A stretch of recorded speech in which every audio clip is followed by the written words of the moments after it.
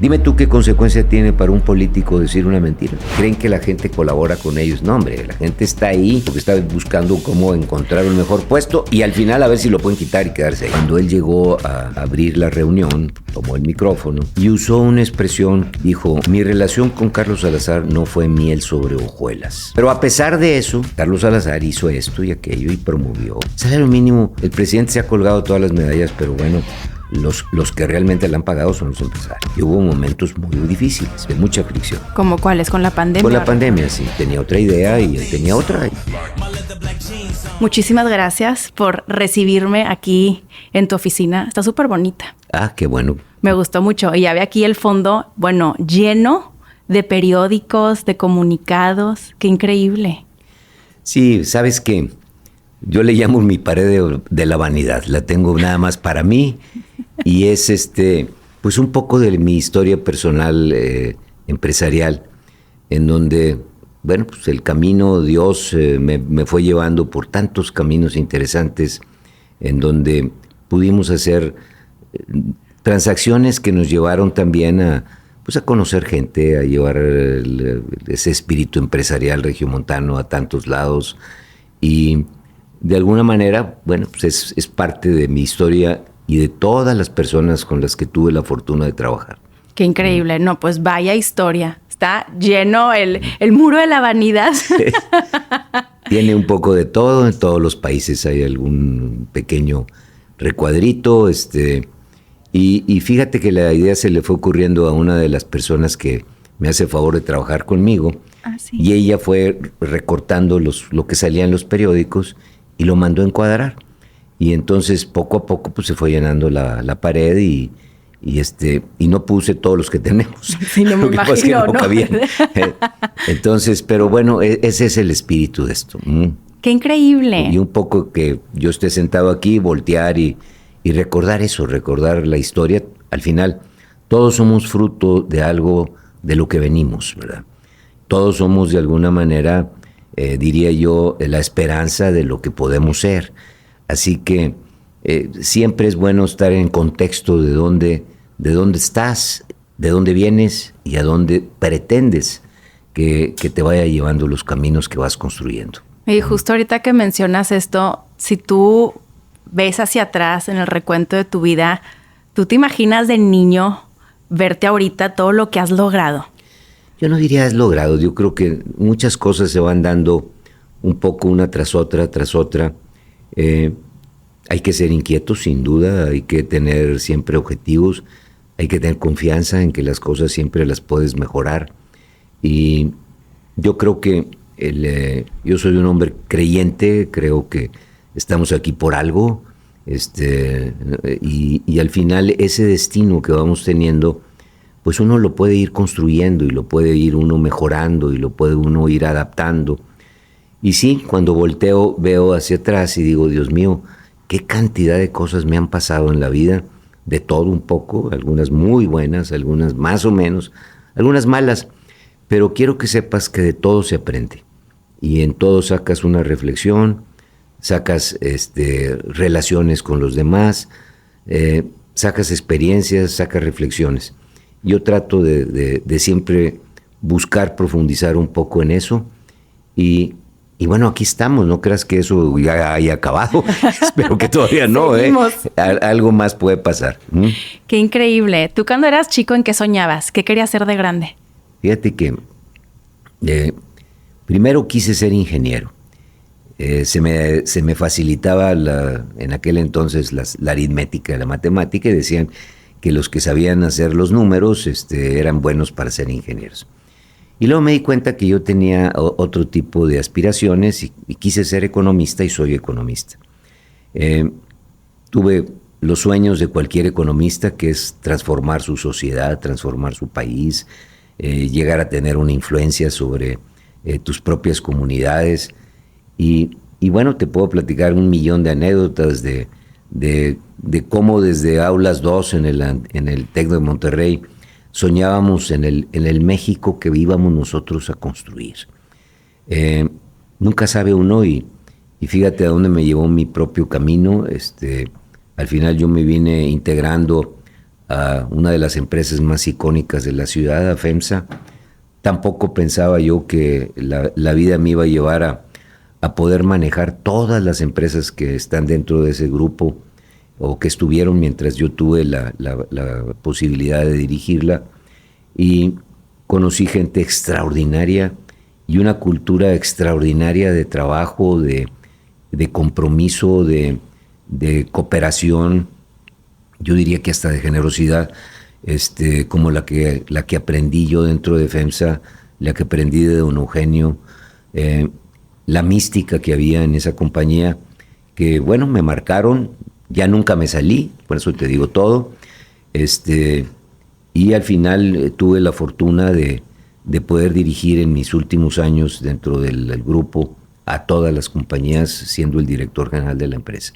Cosa que le agradezco mucho a José Antonio también, que él haya dado un paso al lado para tener el puesto ya de presidente del consejo y haya podido yo dirigir la compañía como la dirigí. No, qué increíble. Se ha de decir fácil, pero ha de haber detrás una lucha de vida tal cual para llegar hasta ese lugar. Y además construir cosas. O sea, yo también le agradezco mucho, te digo, juntos, José Antonio y un equipo maravilloso que todavía está en FEMSA y sigue habiendo, es parte de esa cultura. Se trabaja en equipo, nada se reconoce ni lo reconozco como algo individual. Al final las cosas se van dando porque sus equipos pueden ir logrando cosas y es algo de los que los jóvenes deben de aprender mucho. Puede haber personas brillantes, pero solas no hacen nada. Tú tienes que trabajar siempre en un equipo, tienes que tratar de que, obvio, es más fácil hacer las cosas uno solo cuando uno cree para dónde quiere ir o sabe para dónde quiere ir. Pero cuando mueves a un equipo, siempre hay mejores ideas, claro. Hay formas mucho más adecuadas, hay una solidaridad en cuanto al objetivo y las cosas se van mejorando.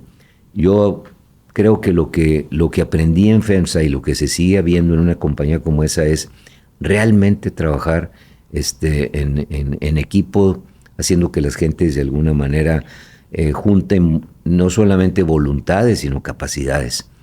Y cuando tú juntas esas dos cosas, la voluntad de hacer, la ambición por hacer cosas mejores, con capacidad, bueno, yo creo que el resultado se va dando. ¿Cómo fue que un director de una empresa como FEMSA, me encantaría conocer cómo fue el contexto en el que creció?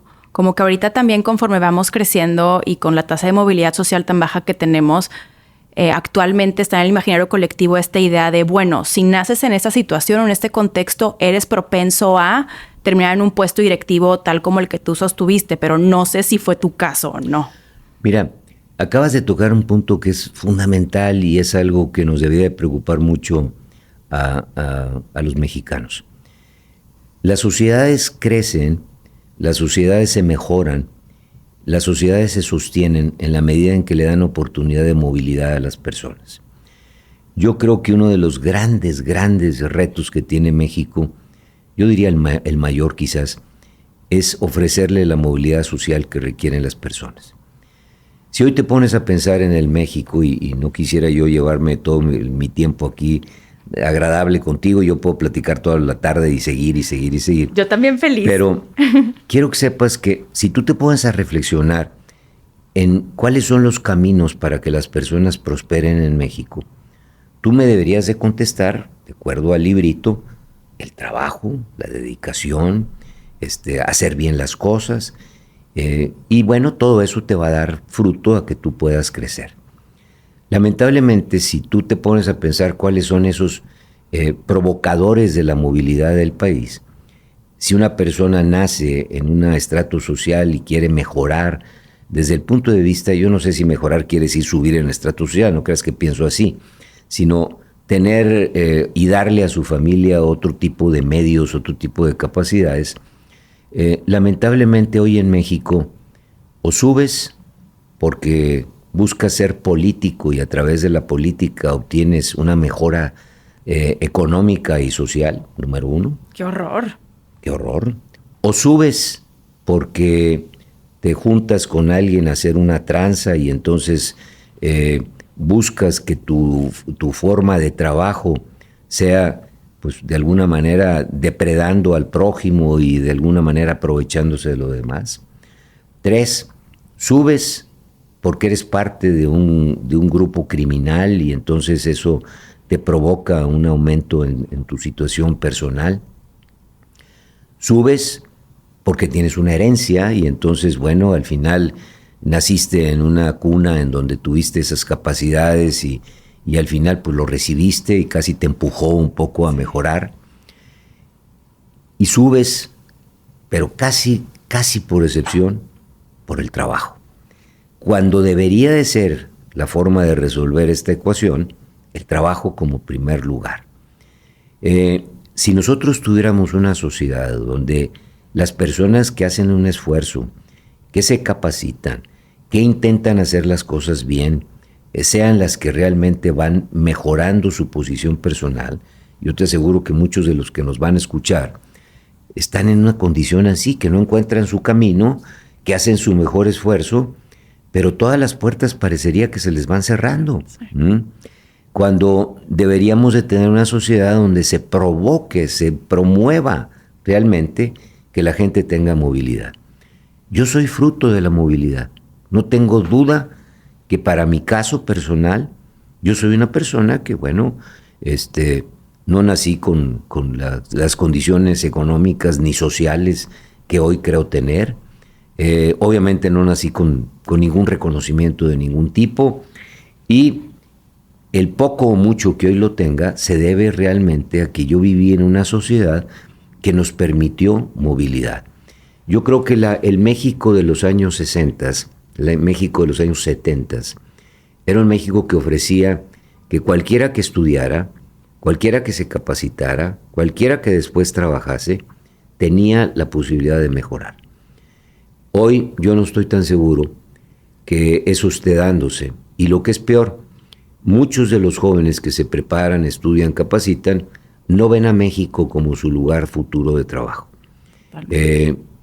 A veces oímos como cosa de orgullo decir que, voy a poner un pequeño ejemplo, que el TEC de Monterrey, cuando llegas tú a las oficinas de Google o llegas tú a Seattle y ver ahí cualquier compañía de las grandes tecnológicas como Microsoft, ves a muchísimos estudiantes que se han graduado en el TEC de Monterrey. Me tocó a mí cuando fui, por ejemplo, a visitar Tesla o Microsoft, pues me encontraba jóvenes del TEC de Monterrey. Me daba un gusto enorme. Pero mi reflexión es, ¿y por qué no se quedaron? ¿Por qué no hacen ese desarrollo aquí? ¿Por qué no buscan su movilidad aquí? Y es una lástima. Yo creo que una de las cosas que políticamente tenemos que buscar es ofrecerle a los jóvenes esa capacidad de volverse a mover socialmente. Sí. Yo creo que eso es uno de los grandes objetivos que yo esperaría que los candidatos actuales a la presidencia sigan. Porque el dar subsidios y el darles eso no es suficiente. No, se tiene que acompañar con todo lo demás. No es suficiente. Me das los 7,000 pesos que ahorita le dan a los jóvenes o le van a dar ya en el futuro. Bueno, eso no es lo que realmente busca un joven.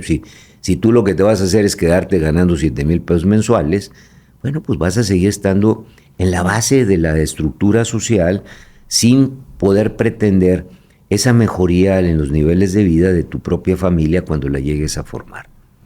¿A qué le atribuyes tú el que exista este cambio generacional en donde tu generación tuvo la oportunidad de seguir el libreto, estudiar, trabajar, en donde sí aplicaba esto de la meritocracia, pero que hoy en día no es lo que le aplica a los jóvenes? ¿Qué pasó? ¿Qué se dejó de hacer? Yo creo que ha habido una transformación de muchas cosas. Obviamente siempre habla uno de los valores, cómo se han ido transformando en las sociedades y es real, o sea, qué se privilegia, qué es lo que vale para las gentes. Cuando yo oigo y dicen que no hay valores, yo digo, no, claro que hay valores, más que son distintos. Antes se valoraba el trabajo, hoy se valora el aprovechamiento. Bueno, te pongo uno de tantísimos ejemplos que te puedo poner.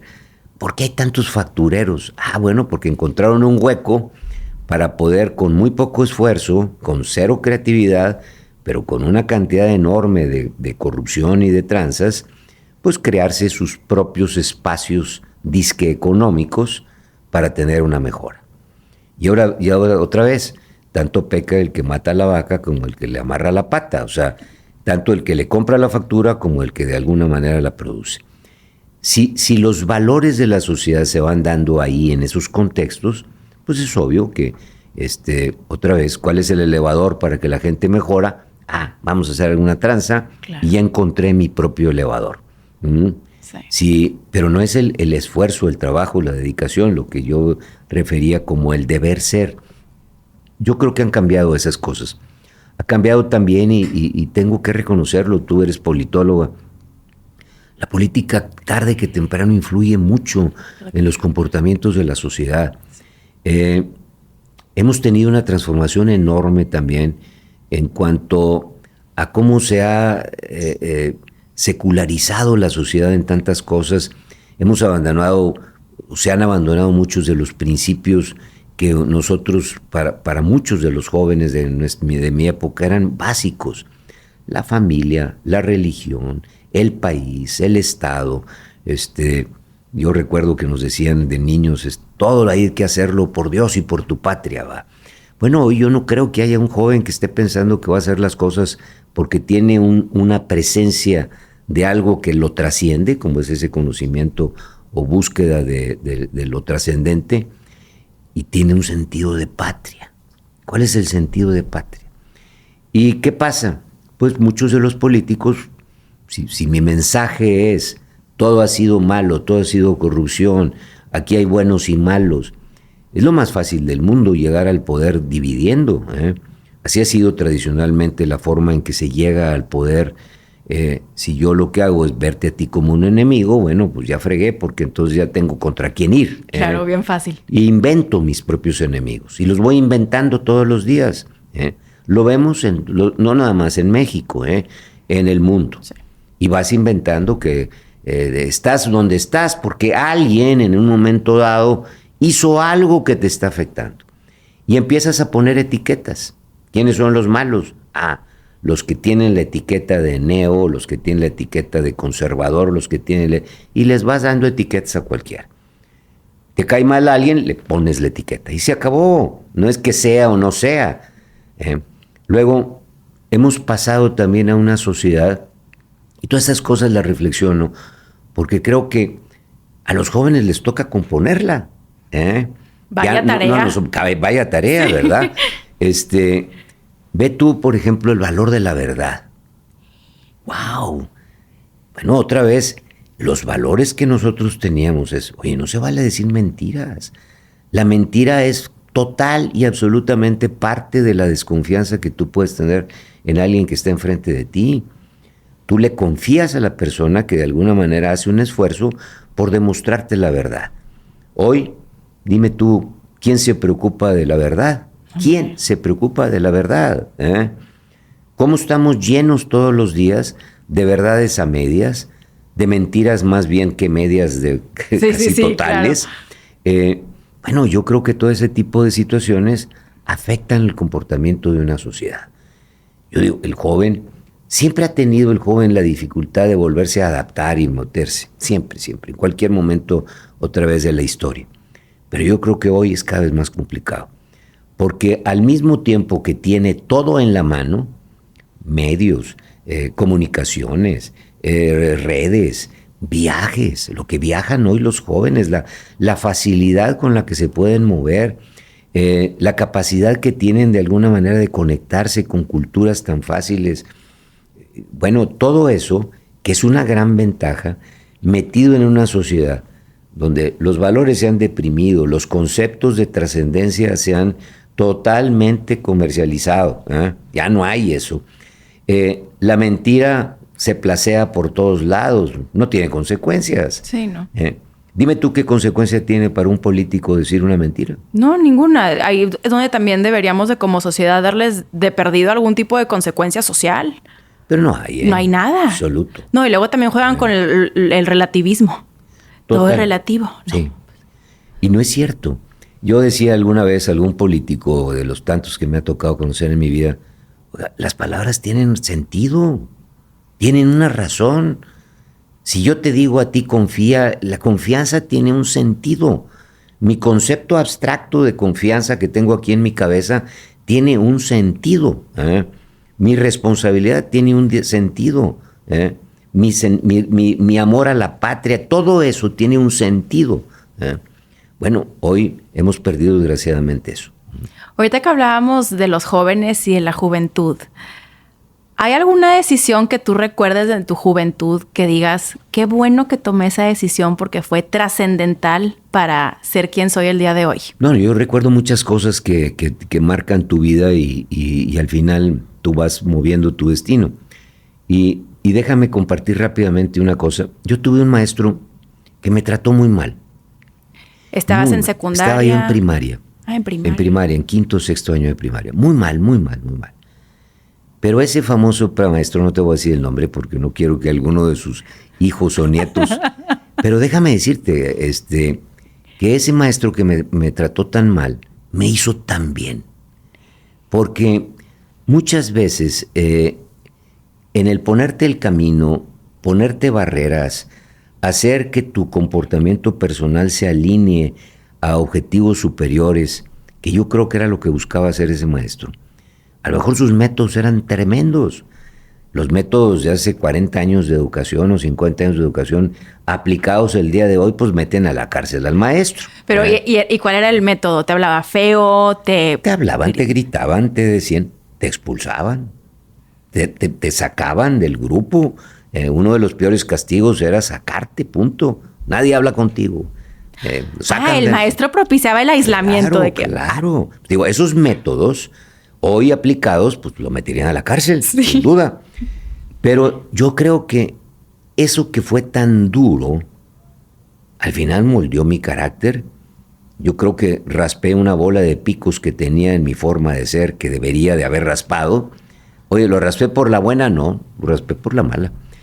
Y te das cuenta que muchas veces, gentes que aparentemente tú sientes que te quieren hacer el daño, te hacen el bien. Y eso te marca también, así que los jóvenes que nos escuchen, no se enojen con sus papás ni con sus maestros. Yo creo que la intención es adecuada. Ustedes discutan el método, eso es distinto. Puede ser que el método no sea tan adecuado como el que aplicaron conmigo, pero la intención es bien importante y la reflexión tiene que ser sobre si la intencionalidad y la búsqueda de la mejora es realmente...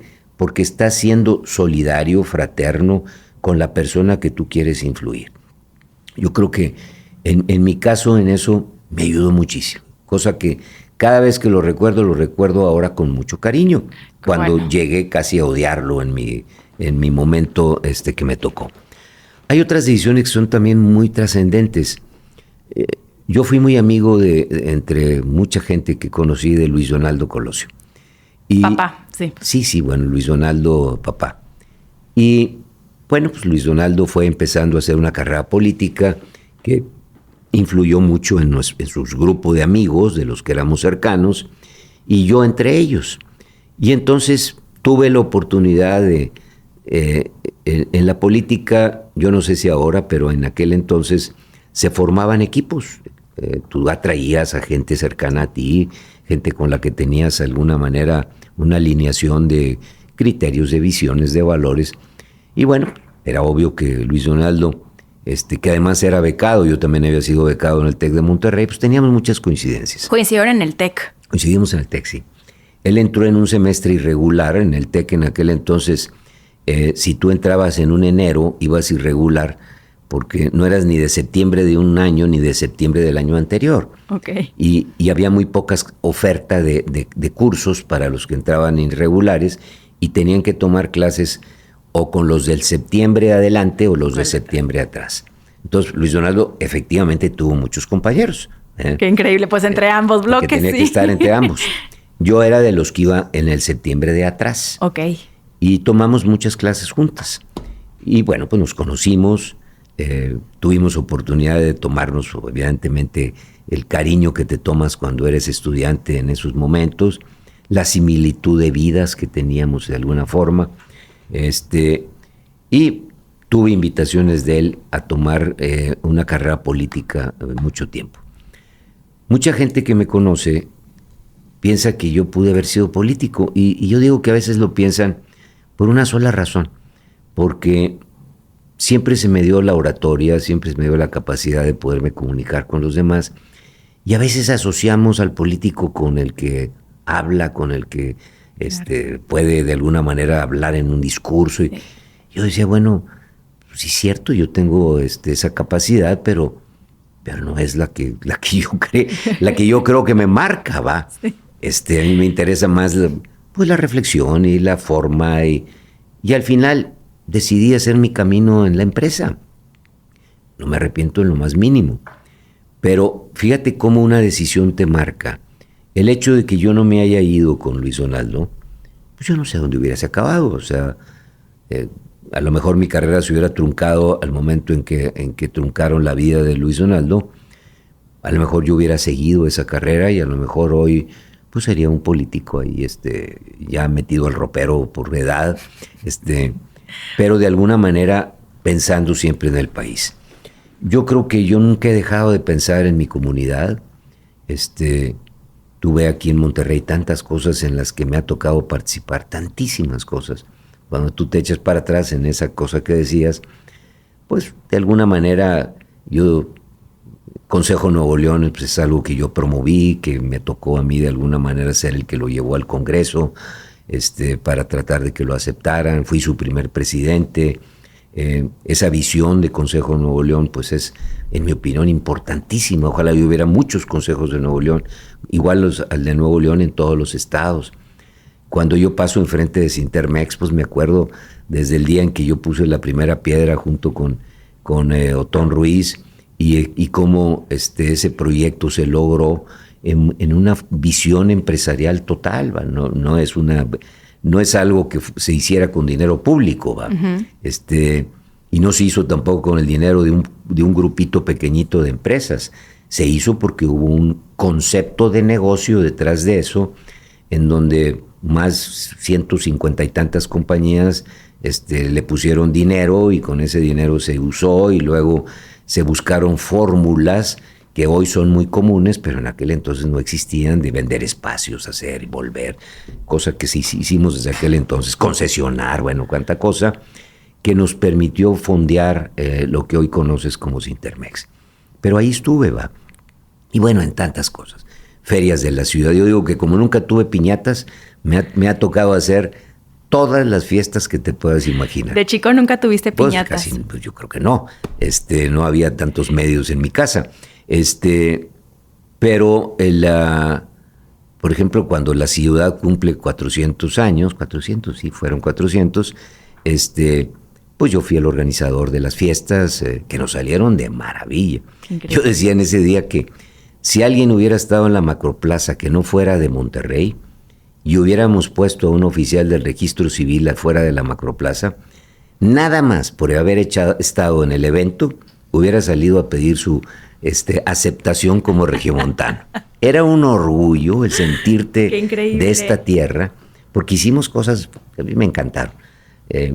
Ahora también son más comunes, pero usamos los edificios alrededor de la Macroplaza como pantallas y entonces brincaba un personaje de otro, desde Diego de Montemayor hasta Don Eugenio, y cada personaje, cómo de alguna manera le fue dando ese carácter que tenemos los regiomontanos, ese valor al esfuerzo, al trabajo, a la dedicación, a la palabra. Algo de lo que me ha gustado a mí de esta tierra siempre, que yo no sé si ya lo hemos perdido o no, pero la palabra tenía un peso. Si yo te decía que iba a cumplir, iba a cumplir. Yo creo que todas esas cosas son valores trascendentes de una comunidad como la que nosotros tenemos. Parte de las decisiones trascendentales que has tomado en tu vida, ¿también incluirías ahí con quién decidiste compartir tu vida? Bueno, pues eso fue... Ahorita te iba a hacer una reflexión importante sobre eso.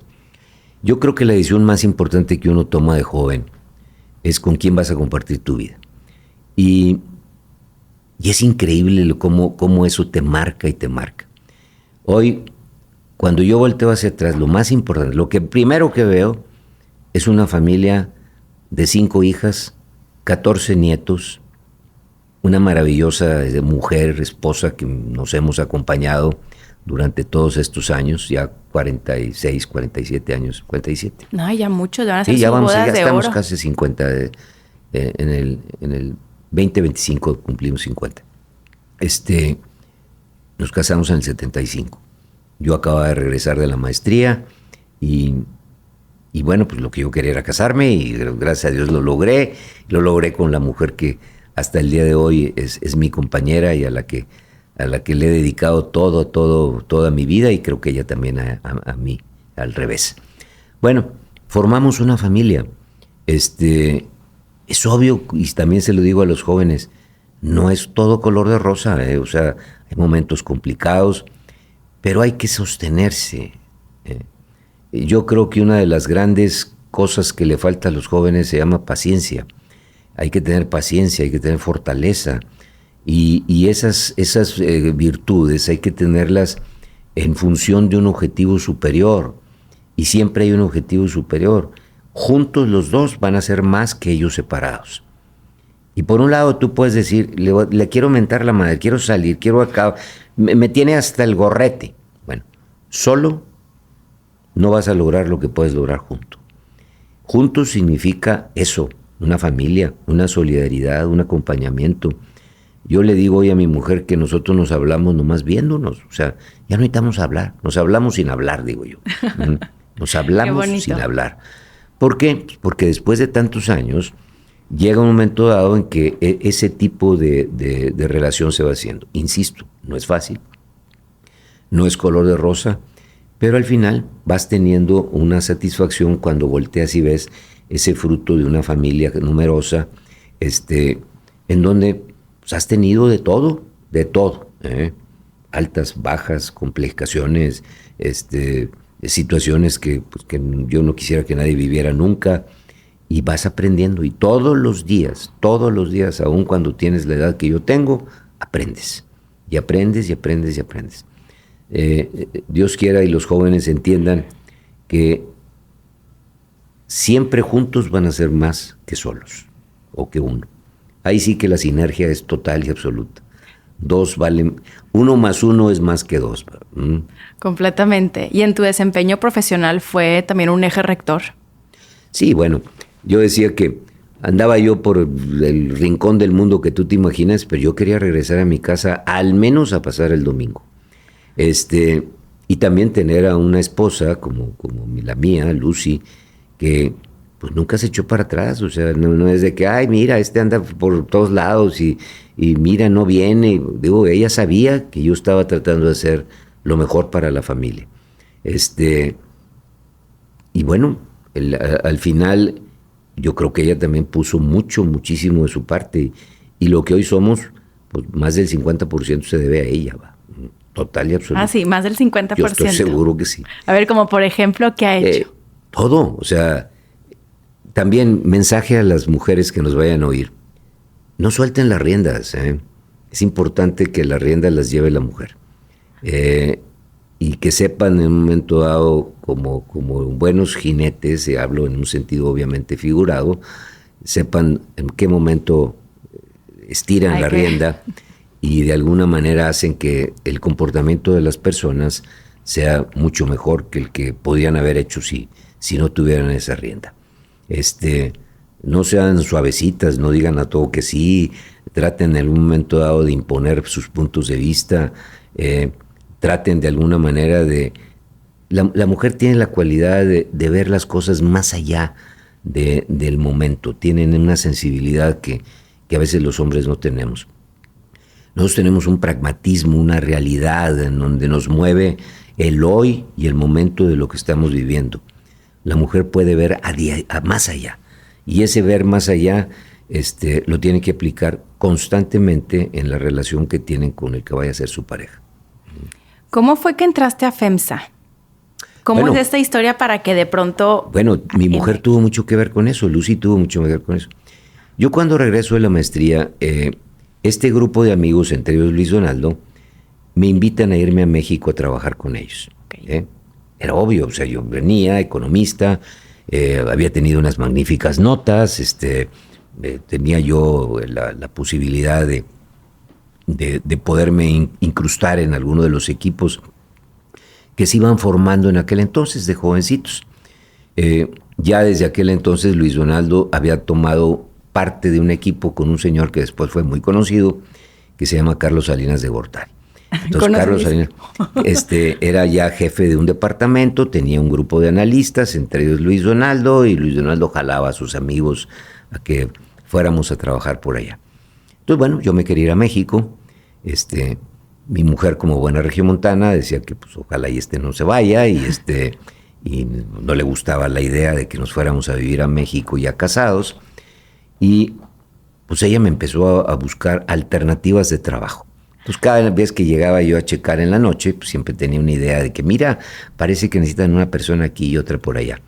Yo acababa de regresar, tenía unos cuantos semanas, 2 o 3 semanas aquí en la ciudad después de haber regresado, y ella me dice, fíjate que hay una oportunidad de trabajo en una empresa, en aquel entonces se llamaba Visa, de una empresa que se llama Visa, y me dio el nombre de la empresa, en mi vida había oído el nombre, se llamaba Graforregia, hacían empaques, imagínate, o sea, ¿qué fregados voy a hacer yo una fábrica de empaques?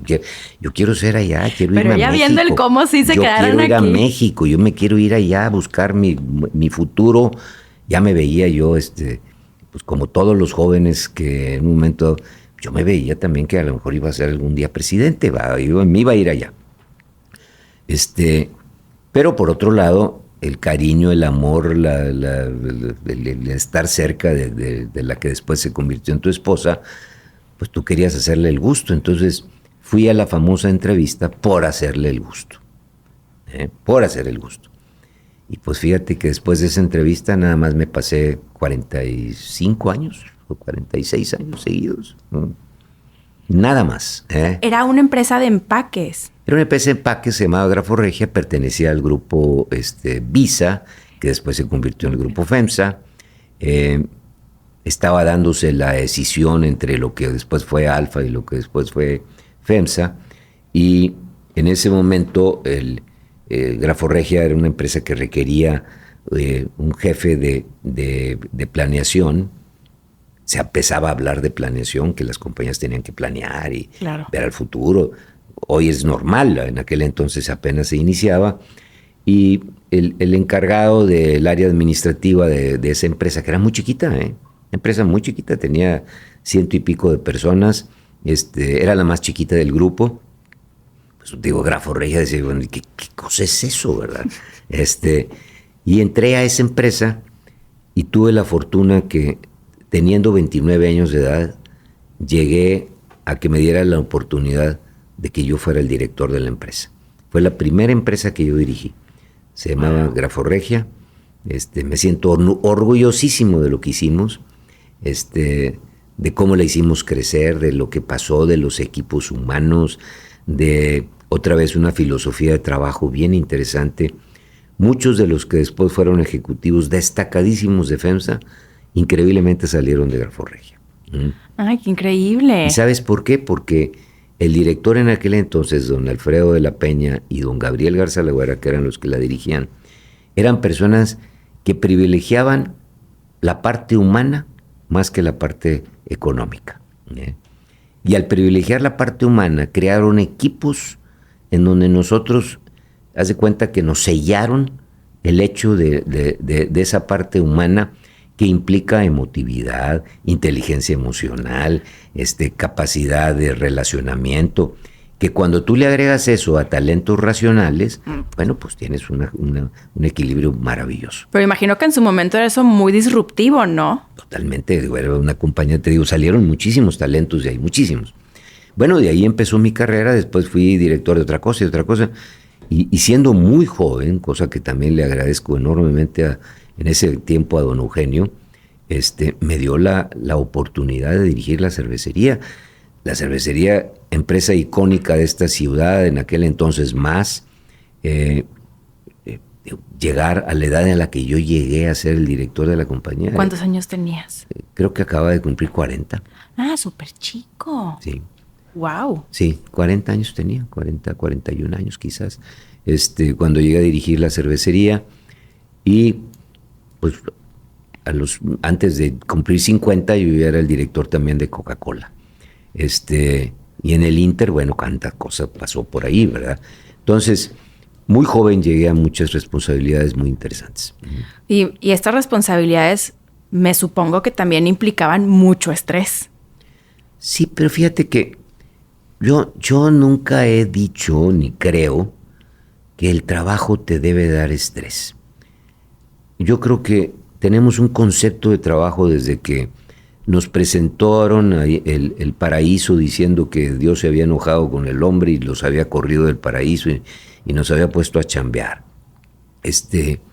Creo que hay un concepto equivocado. Yo creo que el trabajo es satisfacción, el trabajo es llenarte a ti mismo, el trabajo es realmente darle sentido a tu vida. Uh-huh. Yo siempre lo he visto así. Oye, ¿hay días en el trabajo que son más pesados que otros? Sí, claro. Pero eso pasa en todos lados. Hasta si yo me dedico a ser deportista, bueno, hay días que tengo que echarle más ganas que otros o dedicarle más tiempo que otros.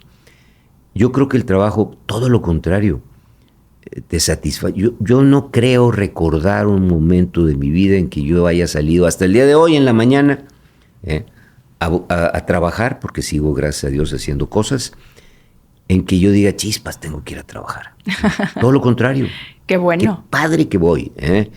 Y no estoy loco, para los que me estén oyendo. No estoy loco, lo más mínimo. Creo que otra vez es darle sentido a tu vida.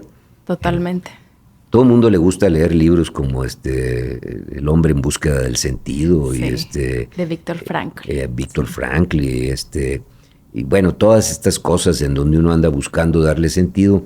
El trabajo te da sentido, te da contexto, te llena la vida. Mientras te gusten, ¿no? Siempre, es más, bueno, busca cosas. Si me ponen a hacer cosas en las que yo soy incapaz, pues lo más seguro es que yo esté muy aburrido. Sí. ¿Qué no sé hacer yo? A mí dame un martillo y un clavo y lo más seguro es que me voy a pegar en los dedos. O sea, no voy a hacerlo, no sé hacerlo. No sé manejar mis manos yo sé hacer otras cosas. Entonces, yo creo que eso es una de las cosas que uno tiene que buscar.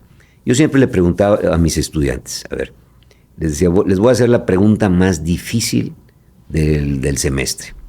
Y les preguntaba, uno por uno, ¿qué quieres ser? ¿Qué quieres ser? La segunda pregunta que les decía es, ¿en qué eres bueno? Nunca tenían las respuestas.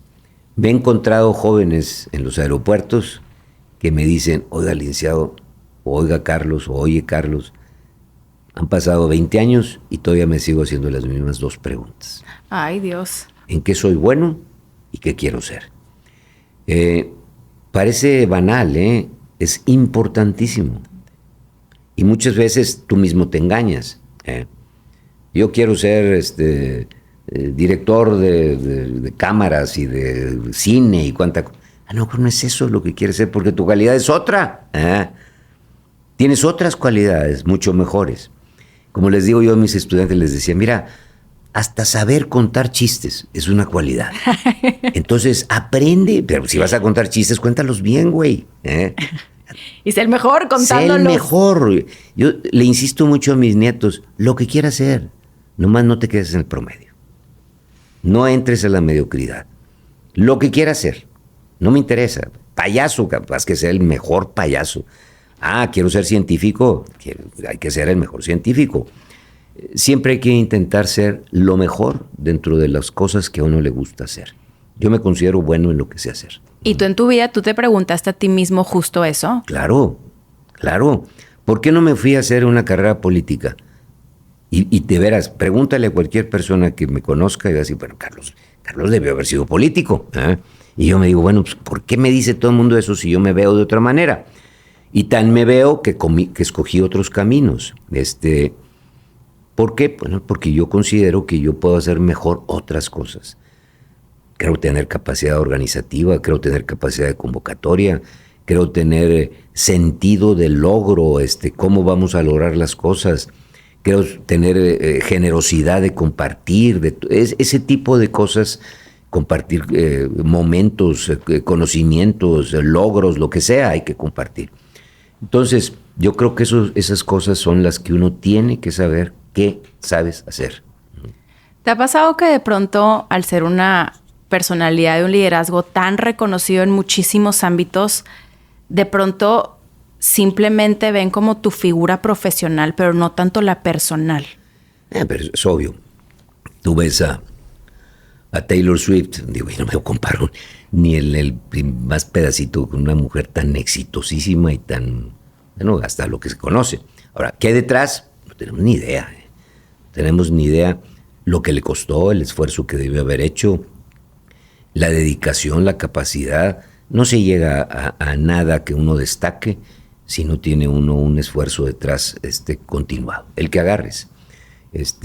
Agárrate cualquier personaje de la historia, agárrate de cualquier personaje del presente y tú verás que el logro que haya hecho, lo que haya hecho, no es fruto de la casualidad, no es fruto de la suerte, es fruto de muchas condiciones que se dieron alrededor de esfuerzo, de dedicación, preparación, etcétera, etcétera, etcétera. Que me supongo que también en ese caso hablas de ti, que todo eso ha estado detrás. Sí, y déjame decirte otra cosa.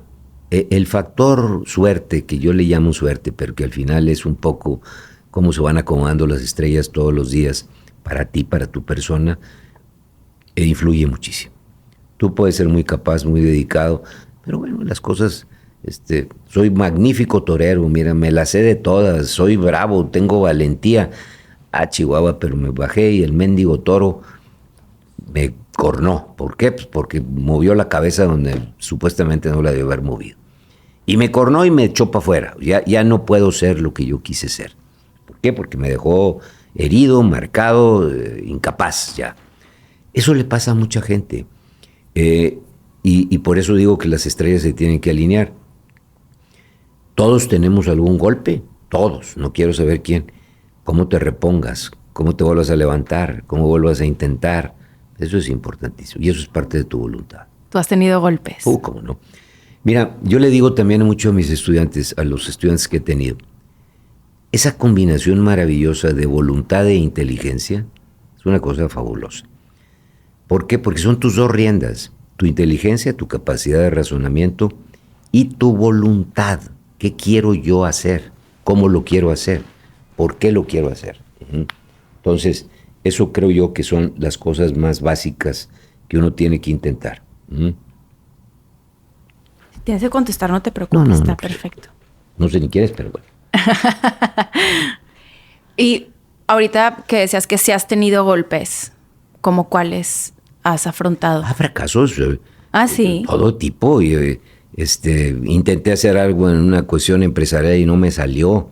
La competencia me ganó, yo creo que no me valoraron en mi esfuerzo y entonces me sentí mal, pero bueno, no hice una tragedia, no me tiré al piso, no, yo me la tragué y a veces te la tragas y dices, y mañana regreso otra vez y voy a tratar de hacerlo mejor y voy a tratar de demostrar. Bueno, eso te pasa a cualquiera en tu vida personal, en tu relación. Oye, yo no quise decir eso y lo dije y soy un estúpido, ¿para qué lo decía? Y entonces, bueno, al día siguiente regresas y tratas de decir, bueno, ¿cómo trato de limpiar el mugrero el desperdicio que hice? Va. Entonces, yo creo también esa capacidad de perdón, perdón contigo mismo, perdón hacia los demás, a las dos cosas, va. Esas son cosas importantísimas que uno tiene que aprender en la vida. Los jóvenes a veces, pues algunos se sienten hechos nomás ellos por la mano de Dios, nomás ellos. Y entonces dices, no la mueles, o sea, todos tenemos ese tipo de cosas. Y no hay cosa más hermosa que vivir. Sí. Y vivir pleno, vivir completo, de tratar de sentir eso, sentir que estás lleno de vida. Y a veces, aunque te sientas enfermo, dices, bueno, yo a veces me siento enfermo y digo, chispas, pero tengo ganas de ir a la oficina, tengo ganas de trabajar, tengo ganas de convivir, tengo ganas de platicar, tengo ganas de hacer cosas. ¿Tú cómo aprendiste a perdonarte a ti mismo? Bien difícil. No, de veras, es muy difícil. Sí, sí es. Porque no lo puedo decir en el micrófono exactamente con las palabras y los adjetivos que debí de usar, pero te ves tonto y dices, bueno, yo siempre digo, y me da risa porque siempre lo digo, ¿a poco no te ves en el espejo, cabrón? Todos los días, desde que te estás lavando los dientes, ¿te estás viendo en el espejo? No te inventes, güey. Eres lo que ahí se refleja. En todo sentido, por dentro y por fuera. Así que ni muy, muy, ni tan, tan. Acéptate, mejórate hasta donde puedas, critícate y de alguna manera trata de ver cómo puedes ser una mejor persona. Pero es dura esa introspección. Pero hay que hacerlo todos los días, no de vez en cuando, todos los días. Diario. El espejo. Y cuando me decía alguien, le decía yo en la oficina, oye, güey, ¿no te viste en el espejo en la mañana? Si te viste en el espejo y dijiste, yo voy a hacer las cosas hoy así, vine a trabajar, no te quejes. Ya te decidiste a venir, te pudiste haber quedado dormido. ¿Te has quedado dormido? ¿Qué vienes a quejarte? Pues no. La salida de la queja yo creo que es buena un ratitito. Un ratitito. Yo creo que a todo el mundo nos dimos el golpe, pues hay que sobarte y que venga alguien a ayudarte y te sobe un ratitito. No, luego es bien cómodo, te puedes quedar ahí. Gentes que se quedan toda la vida sobándose. Ay, es que yo me golpeé hace 10 años y mira lo que me hicieron y sigue igual. No la mueles, digo. Si me oyera un psicólogo dice que voy a estar loco. Yo creo que uno tiene que tener ese autoponerte tus propios curitas, porque si no, pues te la pasas así, ¿no? Claro. Fíjate que mi mamá me regañó cuando yo tenía un amigo que decía, oye, este güey me sigue criticando porque reprobé en primaria. ¡Ay, no! Bueno, así, ¿Cómo? Así ves gentes, ¿verdad? Que todavía, fíjate lo que me pasa. Me pasó esto hace 20 años. Bueno, ya, cúrate. Cúrate, encuentra tu cura, la que quieras. Ponte pirul, échate humo de lo que quieras, métete pero dale. Pero ya, la vida tiene que ir para adelante. Si no, te vas quedando en el camino. Ahorita que hablabas de psicólogo, yo siempre tengo la curiosidad si estas figuras y personajes que están en estos ámbitos tan importantes, esferas del poder, como ha sido tu caso, si de pronto también acuden a un psicólogo, terapeuta, lo incluyen como dentro de la canasta básica de necesidades, no tanto. Sí, uno necesita, y ahí otra vez la pareja es increíblemente importante. Necesitas a alguien que te diga, tú andas pero pa'l perro. Aceptar eso es tan difícil, híjole, pero es tan necesario a su vez que, bueno, pues ojalá todo el mundo encontremos un acompañante que nos pueda ayudar a decirnos que vamos por un camino incorrecto. Que te dé el Ubicatex. El Ubicatex es pero increíble.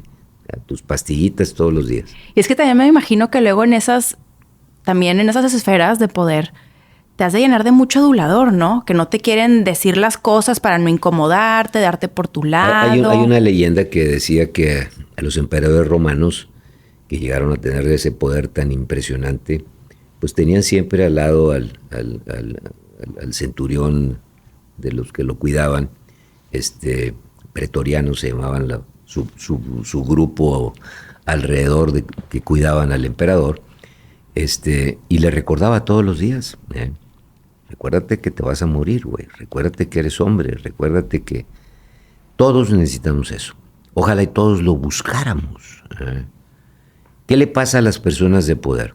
¿Tú crees que una persona de poder, piensa en el que quieras, no nomás aquí en el local, o aquí en el presidente o el gobernador? Todos, absolutamente todos, pues empiezan a estar al lado de una serie de aduladores. Ustedes, la cosa más bella, más inteligente, más fregona que ha tenido el universo. Es más, no te merecemos. Y así van y le dicen, llegan a sentirse tan importantes que tú oíste a Chávez diciendo, ya no me pertenezco, ya, yo soy el pueblo, yo soy eso.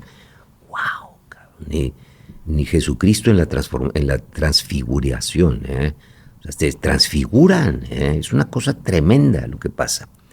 Entonces, yo creo que el que tengas esa enorme madurez en la que tú sepas que al final, por más poder que llegues a tener, eres humano y eres tonto y te vas a equivocar y te duele el estómago y amaneces a veces con agruras y te duele una muela, y todo te va a pasar. Y parece que los perfectos no pueden tener nada de eso, ¿va? Sí. Y eso le pasa mucho a los políticos. No, y luego también muchos se hacen muy soberbios, ¿no? Pues es parte de eso, o sea. Y lo peor es que la soberbia no te das cuenta. No te das cuenta cuando tienes al final alrededor esos aduladores, no tienes al pretoriano que te está diciendo, oiga, usted se va a morir, bájale. No, eso es importantísimo. ¿Qué te hace llorar? Uy, hasta ver a mi nieta caminar su primer paso, acordarme de mis papás, recordar algún momento emotivo junto con mi familia, con Lucy. O sea, tantas cosas que te mueven tu emoción, transmites lo que realmente sientes. Yo le decía, y también una de mis hijas me decía, qué padre que sabemos llorar. Qué padre, porque eso refleja que tenemos emociones, que sabemos transmitirlas, que hay cosas que nos mueven. Tú imagínate ver a tu nieta más chiquitita dar sus primeros pasos. ¡Wow! Increíble. ¡Wow! O sea, es, como dicen los gringos, priceless. No tiene precio. Y tú como hombre te permites llorar, porque hay muchos hombres que de pronto también reprimen sus emociones. Otra vez, estamos educados, algunos de nosotros, en represión. Y yo creo que cada quien otra vez volver a cómo te curas tú mismo, pues no te reprimas, hombre. Yo me encuentro con tantos amigos y yo mismo a veces, no sabes ni gozar, no sabes gozar, no sabes. Qué impresión. Y yo también, otra vez vuelvo a mis estudiantes, les decía yo, miren, a ver, todos tenemos que ser disciplinados. 3 cosas, les decía: disciplina, responsabilidad y amor a lo que haces. Lo que hagas, pero tienes que hacerlo con pasión, con amor, con entusiasmo. Y les decía, miren, ser disciplinado no quiere decir que ser aburrido, en lo más mínimo. Yo me considero un hombre enormemente disciplinado y no creo ser aburrido. Divertido. Nomás que hay momentos para todo. Hay momentos en que tú tienes que estar serio, trabajando, dedicado, concentrado, enfocado. Pero si el momento es estar con los amigos en el dominó y echándote una cheve y jugando, pues, diviértete. Oye, toda la vida haciendo eso, no, pues estás loco, güey. O sea, llega un momento en que tienes que ser, otra vez, disciplinado. La disciplina te da estructura, te da forma, te da manejo. La responsabilidad te da confianza. Si tú eres responsable, yo te voy a confiar, porque sé que tu responsabilidad te va a llevar a las cosas. Y la confianza es el aceite de la colaboración. Si tú tienes confianza en las personas, puedes colaborar. Si aquí nuestro amigo no tiene confianza en ti, pues no va a ser colaborador tuyo, jamás. Sí. Eso lo pierden mucho los políticos. Creen que la gente colabora con ellos. No, hombre, la gente está ahí porque está buscando cómo encontrar un mejor puesto y al final a ver si lo pueden quitar y quedarse ellos. Claro, están usándote al final del día también. Entonces... Sí, en la política, hijo, eso. Confianza y colaboración están unidas siempre. Ahorita hablábamos de esto de los bandos y cómo te etiquetan en bueno, malo. A mí me encantaría conocer tu perspectiva respecto a esto que de pronto pareciera que hubo una transición respecto a la imagen del sector empresarial, como un estigma negativo. ¿A qué le atribuyes tú que esto ha ido cambiando y transicionando de esta forma? En las culturas nuestras, siempre el empresario se ha visto como alguien que se aprovecha. Y después ha habido figuras, inclusive hasta así tipo caricatura, en donde se ha representado al empresario como el aprovechado, esa figura del empresario con el sombrero de copa y el traje muy elegante y anillos por todos lados y gordo y tratando siempre de jalar las cosas. Creo que nos ha llevado culturalmente a que el empresario está para aprovecharse de los demás y no se reconoce la gran capacidad del empresario como uno de los mayores constructores de la sociedad. ¿Qué es lo que hace un empresario? Un empresario es el que abre el negocio todos los días, el que da trabajo, el que produce bienes y servicios, el que las utilidades que genera las vuelve a reinvertir. Se le olvida a la gente que la mayor parte de la inversión que hay en un país es la misma reinversión de las utilidades que se van generando. Y se van intentando otros negocios, otras posibilidades, y cada vez que se invierte el dinero, vuelve a haber otras fuentes de trabajo, otro tipo de bienes y servicios que se producen. Debe de haber, luego pensamos en el empresario y pensamos nada más en los 8 o 10 grandototes. Claro. No vemos al empresario que es ese señor que tiene un taller, esa joven que a lo mejor tiene un salón de belleza, ese pequeño tendajo que está en una esquina, ese puesto de comida que está en la otra. Son empresarios. Al final tienen empleados, pagan impuestos, compran materias primas, las transforman y ofrecen un bien, ofrecen un servicio. Ese es un empresario. Yo he tratado de que la imagen del empresario sea la que realmente existe. O sea, hay mucha gente que es empresaria y no saben, ni siquiera ellos saben que son empresarios. El señor que anda vendiendo hot dogs en la calle, pues es un pequeño empresario. Claro. Entonces, tenemos que cambiar esa visión de que el empresario es nada más los 10 grandes del país, y aún esos 10 grandes del país, pues tienen su razón de ser, porque esa empresa, insisto, una gran parte de las utilidades que generan se vuelven a reinvertir. Si tú me dijeras que el dinero que generan, lo único que hacen con ella es comprarse barcos pero no es la verdad, ¿va? Porque a lo mejor lo que gastaron en eso es una pequeñísima cantidad de lo que realmente generaron y se volvió a reinvertir. Hay datos interesantísimos de cómo la reinversión de utilidades llega a niveles altísimos, más del 50% de lo que se genera. En algunas empresas inclusive llega a los 80% de lo que se reinvierte de lo que la empresa genera. De tal manera que lo que se reparte, yo no he visto ninguna compañía verdaderamente ordenada que reparta el 100% de lo que gana. Reparten una pequeña parte de lo que es su utilidad después de pagar impuestos. Hay otro sentido en la sociedad totalmente equivocado, y yo me encuentro hasta con personas relativamente educadas que dicen, el empresario no paga impuestos. Dices tú, Chihuahua, pues este sí que no ha visto datos. Y eso, ¿por qué se ha formado esa visión? Pues porque algunos políticos, otra vez, en ese ánimo de que déjame encontrar culpables y déjame poner etiquetas, han repetido y repetido y repetido que los empresarios no pagan impuestos.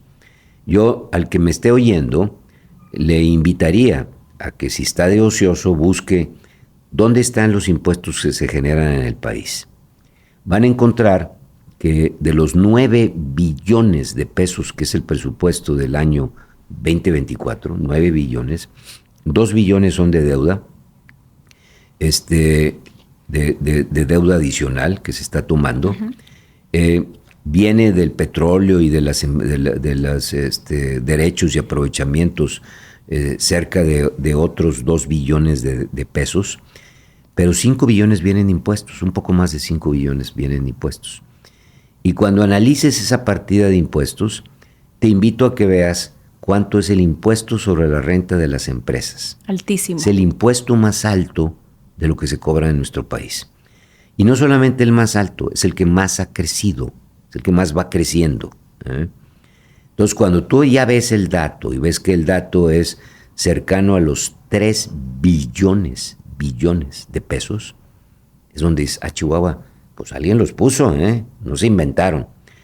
Después puede venir el comentario que me hacía esta persona que te digo educada. Bueno, es que no pagan lo que deberían. Ese es otro cantar. Si alguien no paga lo que debería, otra vez la culpa es del que amarra la vaca y del que les tira la pata, las dos. Porque la autoridad tiene una grandísima, absoluta responsabilidad de asegurarse que cualquier contribuyente pague los impuestos adecuados. Yo siempre he estado en contra de que nosotros nos quejemos de que la autoridad fiscal sea persecutoria. Es su obligación. Es su chamba. Y la tuya también como ciudadano. Tiene que cobrar. ¿Y tú crees que van a cobrar?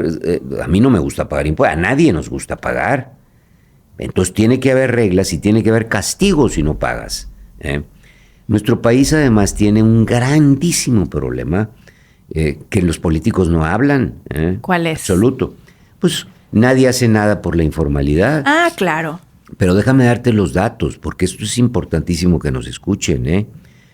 En México hoy en la mañana, de los 120 millones que somos, 35, casi 36 millones de personas que son nuestra fuerza de trabajo, salieron, se vieron en el espejo, se lavaron los dientes y se fueron a trabajar. 36 millones casi de trabajadores todos los días.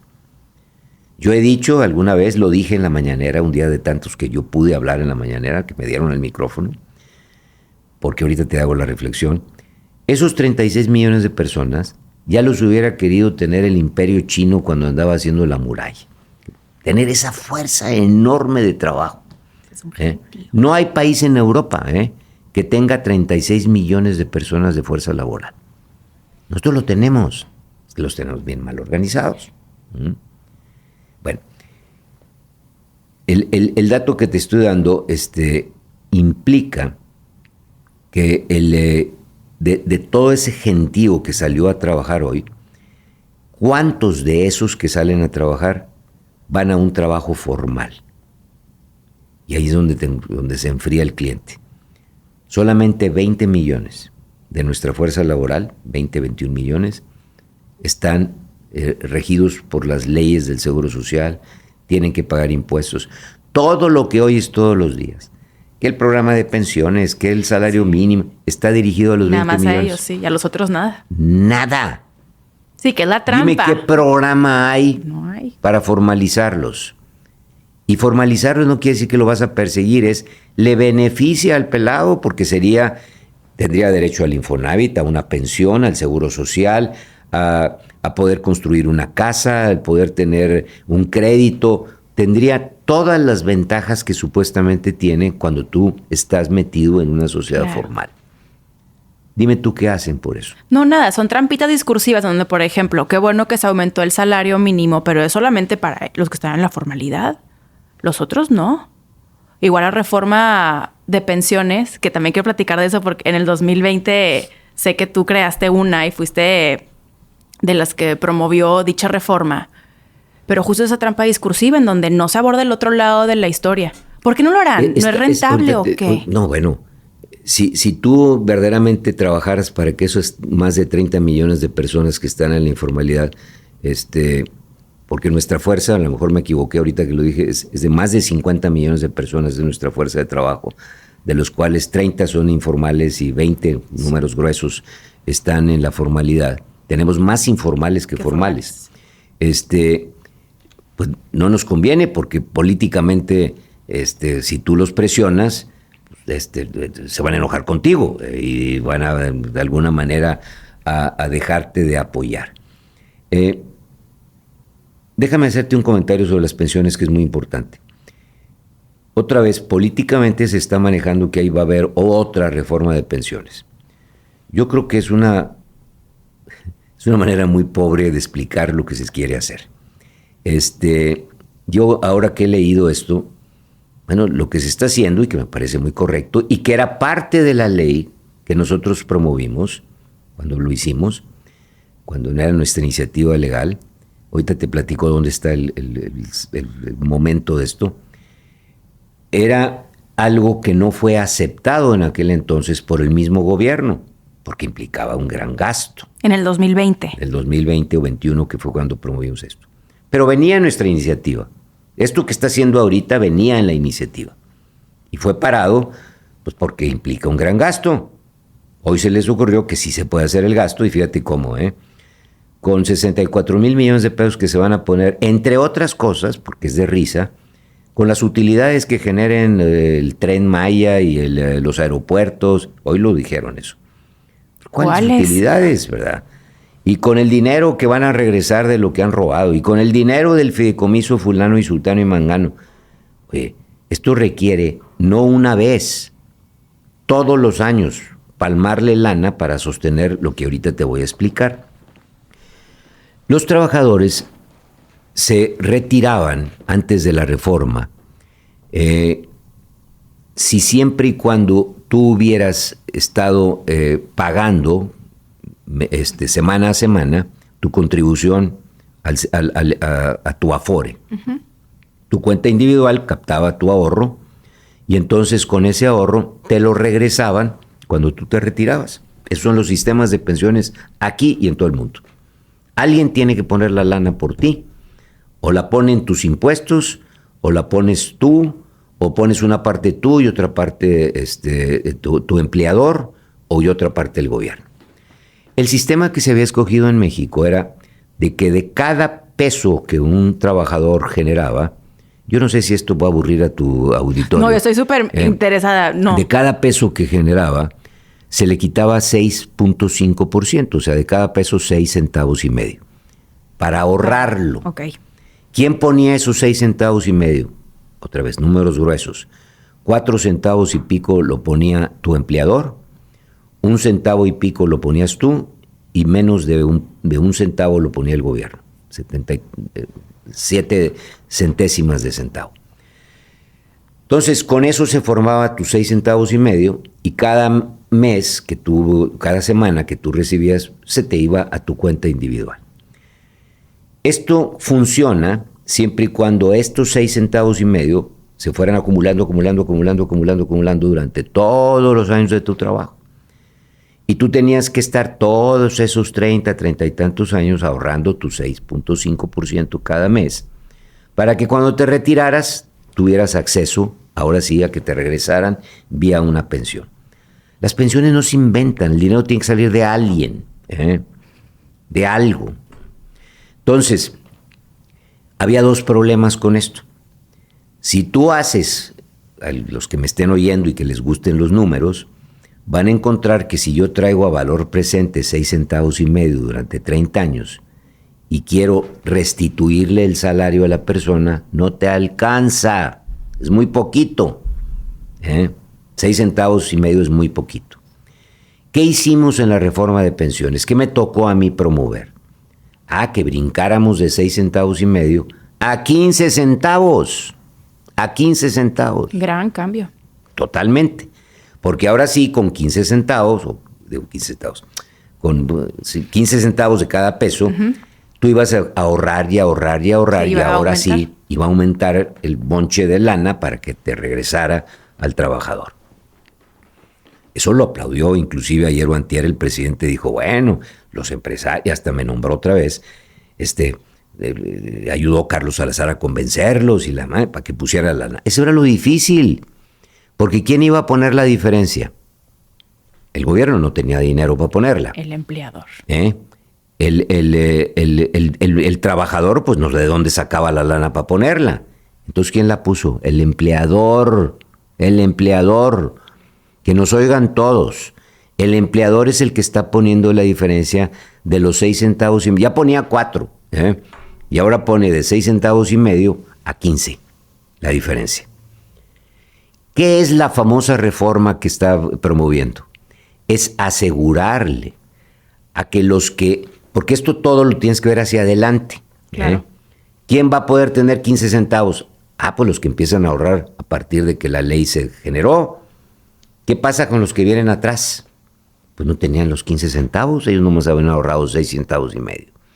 Entonces, de la ley del 79 a la ley del 20 o 21 que se hizo, toda esa gente que estaba en medio no les iba a tocar el aumento, porque no se había ahorrado para ellos. ¿Qué hicimos nosotros? Propusimos que el gobierno lo pusiera. ¿De dónde? De recursos fiscales, durante nada más ese plazo, porque después los 15 centavos ya le iban a asegurar la pensión adecuada. Espero que me esté entendiendo el auditorio. Sí. ¿Ok? Esa diferencia, lo que hizo ahora la iniciativa de la reforma, no es una reforma, es un adendum que se le está haciendo a la ley que ya estaba, en donde dice que los trabajadores que queden en ese pedazo de en medio, al llegar a su momento de pensión, van a tener acceso con dos condiciones. Primera, que tengan más de 65 años. O sea, ya no es de que fíjate que me quiero retirar a los 60 o a los 58. Tienes que tener 65 años cumplidos. Y segundo, tiene un tope. Y el tope va a ser el promedio de salario que se paga en el Seguro Social. ¿Cuánto es eso? 500 y pico de pesos por día, que si lo multiplicas por 30, te va a dar la cantidad de la pensión que va a recibir la persona ahora como mínimo. Esa diferencia entre la pensión mínima que tenía la ley del 2021 y esta nueva propuesta es lo que se tiene que ahora fondear. ¿De dónde lo van a fondear? En teoría, pues de todas estas cosas de que la utilidad de los militares y la utilidad del aeropuerto y que el dinero que van a regresar del fideicomiso de la Suprema Corte de Justicia, sí. Puras cosas, primero que son de una sola vez, si es que se dieran, y segundo, pues no se van a dar. Entonces, ¿de dónde van a salir? Obviamente, de que de esos 9 billones de pesos de gasto, pues tú le vas a tener que sacar un pedazo para poder fondear las pensiones. El problema, que lo oigan aquí todos, real que tienen las pensiones en el país, no es de las empresas privadas. Ellas ya le están poniendo 15 centavos a cada trabajador. El problema es todas las empresas públicas que no tienen el fondeo. El gobierno no le pone los 15 centavos que el empresario sí se los pone a su trabajador. Si yo trabajo para el municipio de Monterrey o trabajo para el gobierno federal, nadie de los políticos que están ahí le ponen los 15 centavos que sí está poniendo el empresario. Es una lástima que no tengamos hoy la palabra a todo el país para esto que yo estoy intentando explicar, no se lo expliquemos a todos. Y otra vez volvemos a esas verdades a medias, a esas mentiras. Entonces es algo inviable al final del día. No, es viable, pues es viable porque lo vas a sacar de los recursos fiscales. ¿Qué vas a tener que hacer? Pues quitar algo a otra cosa. Si yo le voy quitando dinero al gasto público, pasa lo que tú después te vienes a quejar. Pues no va a haber dinero para componer las calles, no va a haber dinero para arreglar. Sí, lo vas a orientar a eso entonces. Después se te cae el metro, se te cae, porque no tiene mantenimiento, pues se te va a caer el edificio, se te va a caer, ¿verdad? ¿Por qué? Porque nunca hay dinero suficiente para mantenerlo. Entonces vienen usando las cosas en lo que políticamente les da resultado.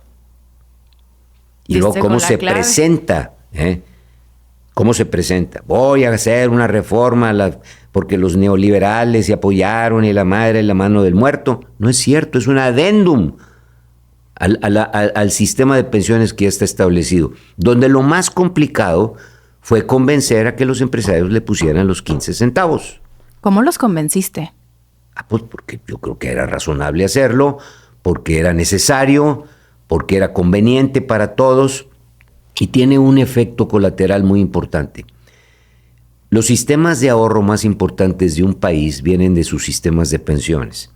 Ese dinero pues se va acumulando en cuentas individuales y haz de cuenta que todo el mundo tiene un cochinito donde está ahorrando dinero para cuando se jubile.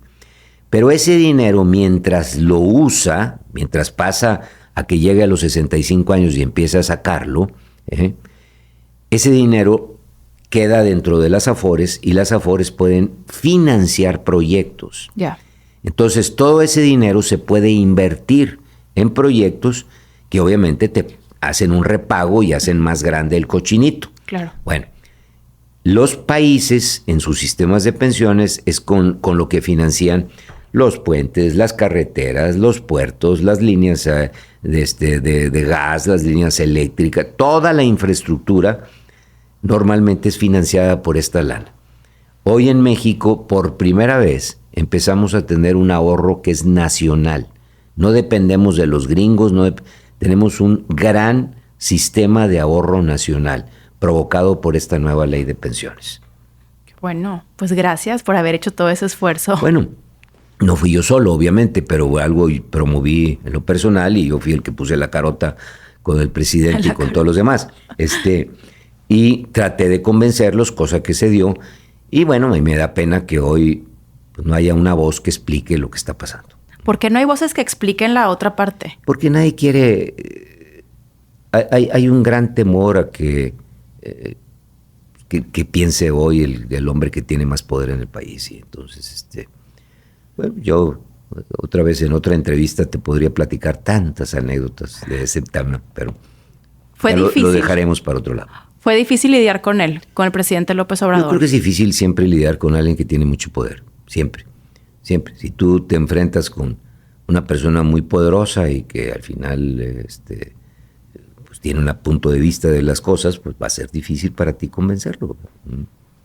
Y si hacemos ahorita un tipo de corte de caja respecto al desempeño del actual gobierno, ¿cuál sería tu balance? Pues mira, yo creo que yo siempre he dicho y lo vuelvo a repetir, es que el presidente tiene un magnífico diagnóstico de los problemas del país, no hay duda. Nos habíamos olvidado de que hay esos 35 millones de informales o 30 y tantos millones de informales. Nos habíamos olvidado de que los niveles de pobreza se habían ido incrementando. Nos habíamos olvidado en el boom de que vamos a crecer y mira y aquí ve lo que está pasando a nuestro alrededor. ¿Todo iba bien? Pues no, todo iba bien. Y había muchísimas carencias. Yo creo que el diagnóstico es correcto. Es correcto primero los pobres. Es correcto que haya programas sociales, es correcto apoyar a los viejitos, es correcto darles un mínimo de pensión a los que se van jubilando. Yo ya me jubilé, gracias a Dios yo no necesitaba tener el mínimo de pensión, pero yo lo vi en mi padre. Mi padre se jubiló con una pensión que era ridícula. Entonces, si no hubiera tenido hijos que le pudiéramos ayudar en su vejez, pues mi padre hubiera sufrido lo que sufren muchísima gente que no le alcanza el dinero. Entonces, a mí me parece todo eso correcto. Todo eso es correcto. ¿Cómo lo implementan? ¿Qué están haciendo? O sea, ¿va a transformar el problema de pobreza el que tú transfieras 7,000 pesos a jóvenes construyendo el futuro? Yo creo que qué bueno que le estemos dando dinero a los jóvenes. Qué bueno, y ojalá y se les siga dando. Pero hay que pedirles una responsabilidad. Hay que pedirles que algo aporten. Hay que pedir que algo hagan, porque si no se convierte realmente en una compra de voluntad. Yo te quiero tener a mi alrededor, bueno, pues te doy 7,000 pesos mensuales. ¿De quién es el dinero? ¿De él? ¿Del político? No, del Estado. Es del país, ¿verdad? Es de esos impuestos que se dice que no se pagan. Yo me reía de eso cuando estaba yo allá y yo hacía ironía de eso. Es más, alguna vez fui al Congreso y me tocó defender puntos de vista y bueno, y es que es una cosa tan estúpida. Es que no pagan. Pues ¿de dónde crees que estás tú aquí sentado? ¿De dónde crees que salió la lana? ¿Quién le pagó a él? ¿Y qué te decían? Pues no tienen argumentos. No hay argumentos. El argumento es, al final, la sociedad se sostiene con lo que su propia gente genera. Pero luego volvemos a esas cosas medio abstractas. Es que el pueblo es el que paga. Ay, Dios mío, sí, el pueblo es el que paga. Pero si no le cobras a los 30 y tantos millones de informales, ¿el pueblo está pagando? Es que pagó el IVA. No, pero el IVA se lo quitaste porque todos los bienes que él consume quieres que no cobren. Cosa que está correcta. Pero no saques el argumento de que nadie paga. Pues ¿de dónde estás tú sentado? ¿Tú dirías que en vez de orientar esfuerzos a una nueva política fiscal, se debería de orientar esfuerzos para que los informales entren a la formalidad? Yo creo que hay muchas cosas que hacer. Hoy estuve en una plática en la mañana donde gente muy inteligente pone primero como gran necesidad hacer una reforma fiscal. Yo, no, lo primero que tenemos que hacer es como cualquier familia en donde empieza a no alcanzarle el gasto. ¿Qué harías tú si tú fueras el jefe de esa familia? Dirías, Chihuahua, tengo que arreglar aquí primero, ¿verdad? Claro. ¿Qué corto? ¿Qué hago? ¿Qué estoy haciendo mal? ¿Dónde estoy gastando mal el dinero? No, aquí es, hago todo mal, échale más lana. Ahora, ¿quién va a pagarte esa lana? ¿Quién crees que te va a pagar la lana adicional si haces una reforma fiscal? Pues los 20 millones de formales que hay, los mismos, pues ¿de dónde los vas a sacar? El que sí paga el IVA, ¿quién paga el IVA? Pues paga el IVA otra vez, el que tuvo dinero para después consumir y entonces tiene que estar pues poniendo el IVA. No lo paga la persona que no compra bienes que están implícito en el pago de un impuesto, no lo compra él. Entonces, por un lado me argumentas que la persona no debería de tener cargos en el IVA y que el alimentos y medicinas, cosa que otra vez, insisto, estoy de acuerdo, me parece correctísimo, pero no me argumentes después que esa persona es la que te pagó los impuestos. Ese es el gran problema. Porque además si está en la informalidad no tiene ni siquiera impuestos por su trabajo. Nadie le quitó un pedacito del impuesto del trabajo. ¿A quién sí fregaste? Al obrero que está en la fábrica, al albañil que sí trabajó dentro de una construcción y que es formal porque lo tuvieron que formalizar, al que sí pagó el seguro social, al que sí tuvo que pagar un impuesto sobre las utilidades que generó, a esa pequeña negocio, taller, miscelánea que de alguna manera está ya estructurado y hay que cobrarle los impuestos. Ese es el que te lo viene pagando. Como no estamos coordinados, no estamos asociados y nadie nos lo explica, yo te decía ahorita, no se sienten empresarios, no tienen nada que defender, les quieres hablar como... No hay manera. Tenemos una imagen pésima de lo que supuestamente es el empresario. Bueno, pues pasa lo que está pasando. Pero bueno, ya me estoy emocionando. No, me encanta que te emociones, me encantan estos temas. Ahorita en parte de tu emoción para... No ir concluyendo. A tu no, para nada. Yo quería que entraras a las anécdotas con el personaje cuando fuiste otra vez. El presidente del Consejo de Coordinador Empresarial, CCE. Ha de haber sido un súper reto. Sí, fue una experiencia increíblemente interesante. Y bueno, yo terminé en muy buenos términos con el presidente. A mí me satisface mucho que el último día que yo tuve la responsabilidad, el presidente me invitó a una comida en Palacio Nacional y yo, porque el presidente me dijo, y trae a quien tú quieras a esa comida, y yo creí institucionalmente otra vez que lo conveniente era llevar a los presidentes de todos los organismos empresariales. Entonces ahí fuimos todos, una caterva de presidentes de todas las asociaciones, cámaras, etcétera, a comer a Palacio Nacional. Y muy amablemente el presidente me sentó a su lado y cuando él llegó a abrir la reunión, tomó el micrófono y usó una expresión que yo creo que explica lo que me pasó a mí en esos 3 años. Dijo, mi relación con Carlos Salazar no fue miel sobre hojuelas. Todos los mexicanos sabemos que esa expresión quiere decir que no fue nada fácil. Si yo tengo una relación con alguien y digo que no fue miel sobre hojuelas, lo que estoy implicando es de que hubo fricción, hubo complejidad. Dijo, pero a pesar de eso, Carlos Salazar hizo esto y aquello y promovió y volvió y habló de las pensiones, habló del salario mínimo. Salario mínimo, el presidente se ha colgado todas las medallas, pero bueno, los que realmente le han pagado son los empresarios. ¿Y quién los convenció? Las cámaras fueron y le dijeron al empresario, pues hay que pagarle más, hay que hacer esto. Entonces, todas esas cosas fueron esfuerzos empresariales de los cuales el presidente ha tenido pues, un beneficio político. Entonces, él lo reconoció. Y se echó ahí todo el discurso diciendo y agradeciendo lo que a mí me había tocado vivir con él, que hubo momentos muy difíciles, de mucha fricción. ¿Cómo cuáles? ¿Con la pandemia? Con la pandemia, sí. Porque, bueno, yo tenía otra idea y él tenía otra, y entonces no hubo ninguna alineación en los criterios. Yo creía que a la gente se le debía de ayudar, se debía de soportar que no se perdieran tantas empresas, que no hubiera tanto desempleo, que no se impactara tanto a la gente. Después tratamos de ayudar vacunando gente, consiguiendo... Otra vez políticamente él quería tener el control 100 y absolutamente de que el único que daba vacunas era el gobierno. ¿Va? Bueno, ni los gobiernos de los estados podían intervenir en una situación de esto. Entonces, bueno, esa es la manera de pensar. Hay que centralizar el poder. Y ve la diferencia del discurso, ¿verdad? Hay que tener todos abiertos y hay que todos opinen, pero yo nomás soy el que mando, yo soy el que tengo aquí centralizado el poder. Digamos, situaciones muy interesantes de discusión y análisis político. Pero volviendo a esto, el presidente dice no fue miel sobre hojuelas, y cuando me toca a mí agradecerle al presidente, yo arranco mi agradecimiento diciéndole, presidente, para mí tampoco. Para mí tampoco fue miel sobre hojuelas.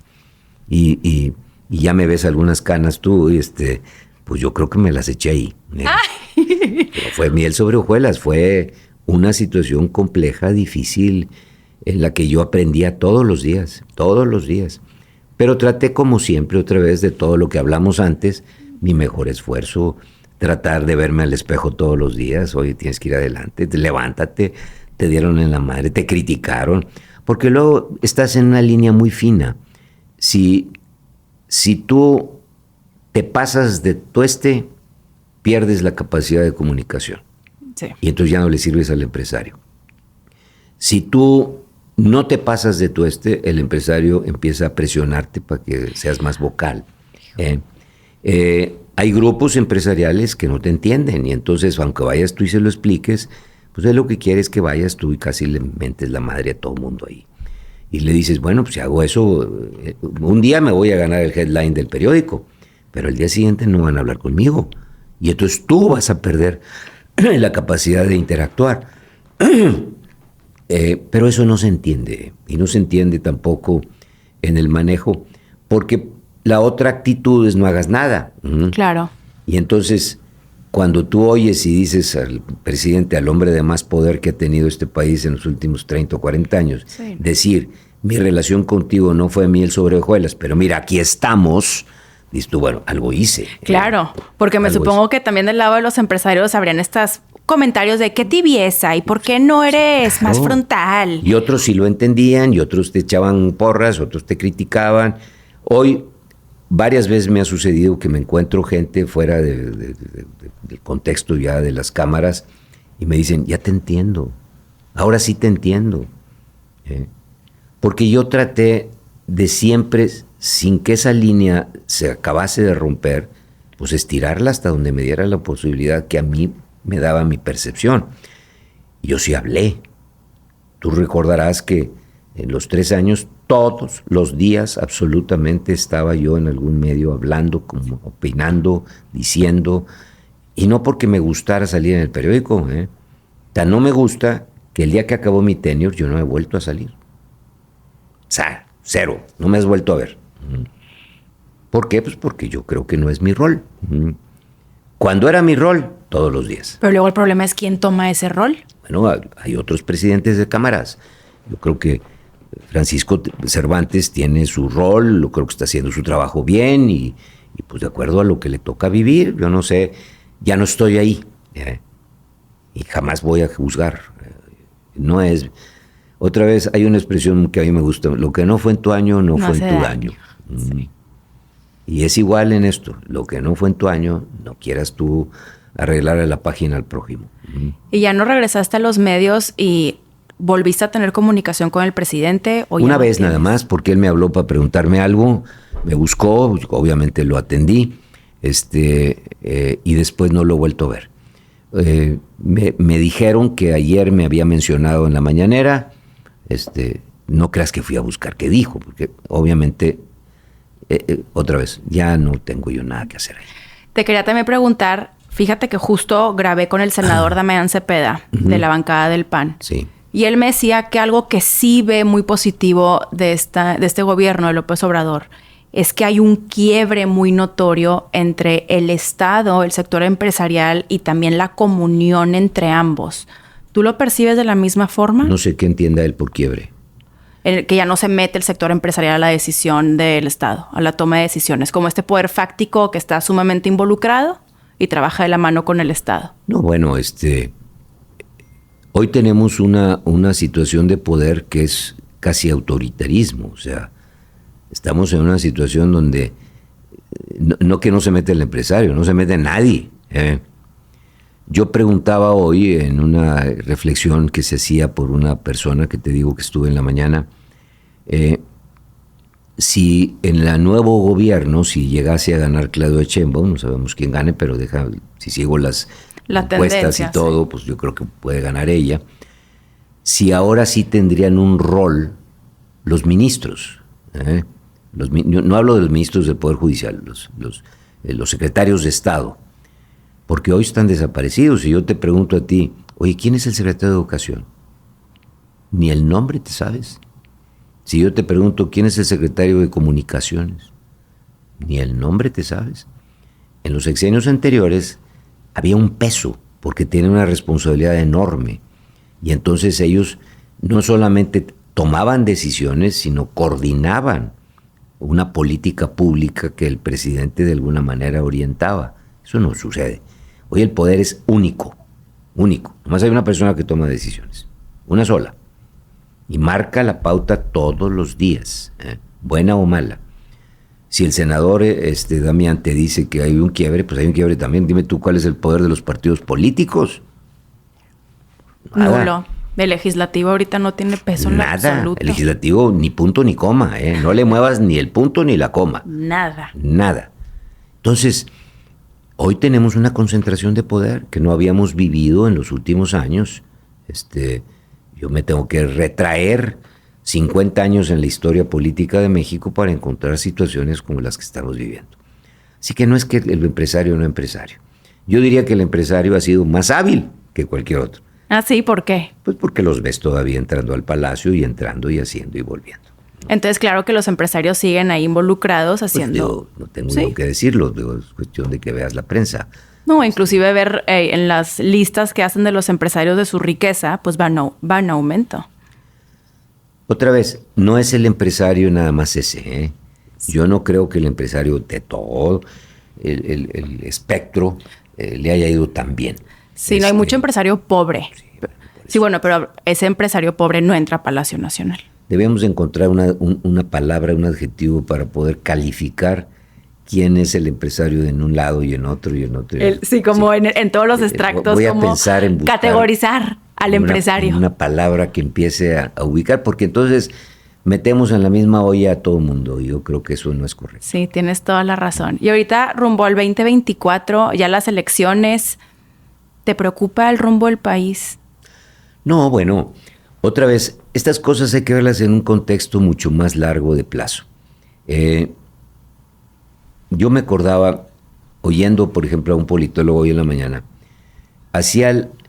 yo creo tener buena memoria y entonces siempre retraigo lo que oigo, si lo había oído antes o no. Cada 6 años oigo lo mismo. Estamos en un momento histórico, coyuntural, estamos jugando el futuro del país. Esto no había pasado nunca, tenemos las elecciones más importantes de toda la historia de la nación. Yo creo que eso mismo, tú que eres muy joven, lo vas a volver a oír dentro de 6 años y lo vas a volver a oír dentro de 12 y dentro de 18 y así seguirás. Me voy a acordar de ti. ¿Y te vas a acordar de mí? A lo mejor yo voy a estar nomás ahí dándote bendiciones. Buenas vibras. Buenas vibras. De veras que trato de dar buenas vibras. Y entonces, yo creo que cada momento tiene su coyuntura especial. ¿Esta es la peor o la mejor? Ni la peor ni la mejor. Tiene una coyuntura especial. Oye, estamos viviendo un autoritarismo, sin duda, pero también lo hemos vivido. ¿Qué es mejor? Pues yo creo que no, es mejor un balance de poder. ¿Podremos recuperar el balance de poder? Pues todo depende otra vez de las condiciones que se vayan dando.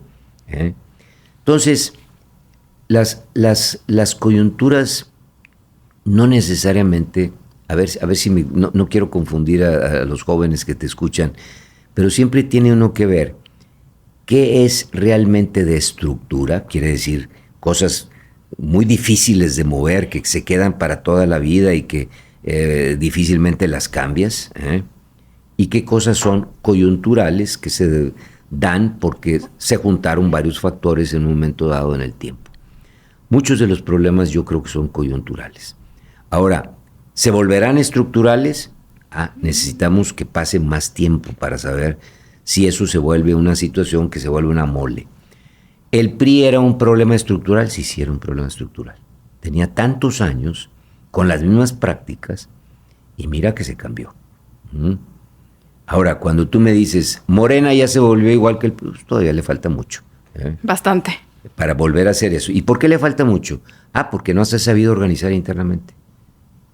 Vamos a seguir viendo pleitos entre tribus y presiones. La mole estructural que representaba el PRI organizado a través de sus tres sectores, el sector campesino, el sector obrero y el sector popular, pues eran una fuerza enorme. Sus tres grandes sectores, sus tres grandes pilares los tenía administrados. Tenía toda una estructura de poder. Había una forma de llegar a los grandes esferas de poder. Hoy no existe eso. ¿Por qué ves el chapulineo, brinco y brinco y brinco y brinco? Porque son políticos que de repente Dios los iluminó, el Espíritu Santo, y encontraron la luz en otro lado y por eso están cambiando. Claro que no. Se chapulinean porque tienen la oportunidad en el otro lado. Y como no hay estructuras, pueden hacerlo. No hay estructuras, no hay costo además en eso, brincan a un partido y luego a otro y otro y otro y otro. Por eso los partidos cada vez están cada vez más desprestigiados, cada vez más complicados, porque no tienen esa capacidad de orden, y nada en la vida se logra si no tienes eso. Tú puedes llegar, ahora, sostente sin estructura, otra vez, es como el güey que de repente subió al puente, pero no sabe si está parado arriba de unos palitos y se va a caer la madera. Pácatelas. Entonces, mucho que platicar. Por último, ¿piensas en tu legado? Wow, qué pregunta tan difícil. Nunca me pongo a pensar en eso. Algunas personas se han acercado conmigo y me dicen, oye, Carlos, ¿por qué no escribes? ¿Por qué no haces? ¿Por qué no vuelves? ¿Por qué no?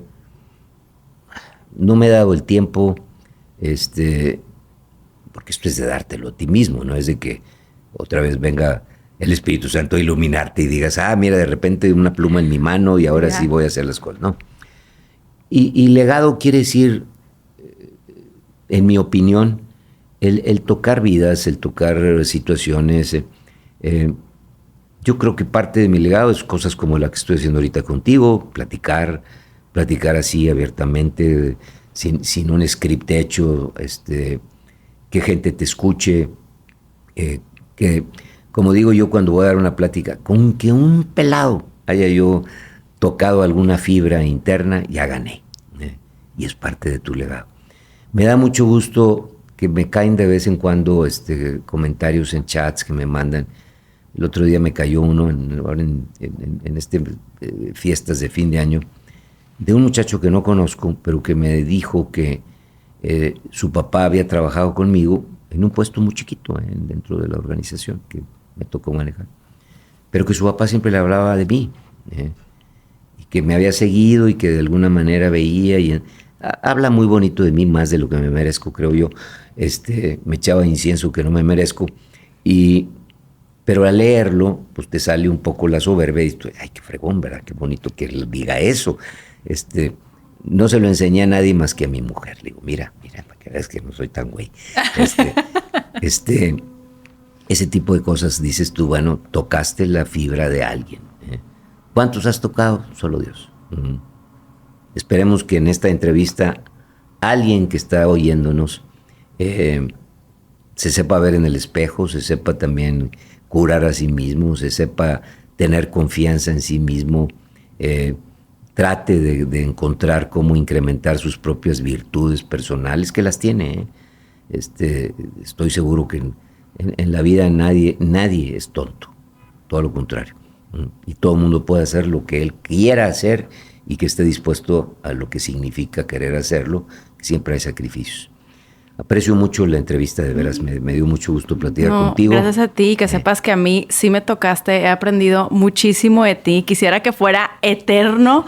Qué gozo quienes te tienen cerca, tus nietos, tus hijas, tu esposa, tus amigos, para aprender mucho de ti. Y te lo agradezco muchísimo, disfruté mucho, te aprendí mucho y ojalá y se repita pronto. Hay ratos en que yo creo que yo soy, pero malísima compañía, así es que mejor vamos a tratar de darle más ubicación. Y esas pastillas de Ubicatex son importantísimas. No, pues sí, ocupamos que no las dé ahí de repente. Claro. Si la pareja es un gran aliada para ahí darnos de repente ahí la sacudidona y ubicarnos. Mil gracias. Qué gusto. No, al contrario, muchas gracias a ti. Gracias,